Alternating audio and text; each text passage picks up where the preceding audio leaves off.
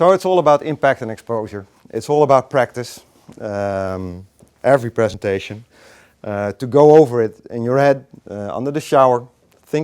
Imagine yourself standing here and having your story told, or tell your story. Imagine doing it.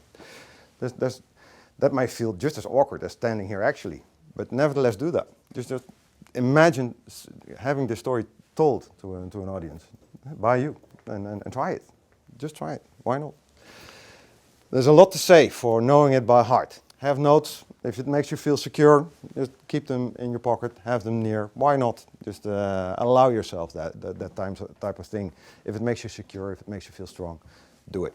It's okay. And in the end, this is about developing your own style. So this is my style. This is what I do. You don't need to do what I do. You just, find your way in how you feel comfortable.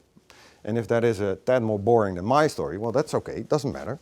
We're all different in that sense. So just find your style and make it work for you personally. Just like writing.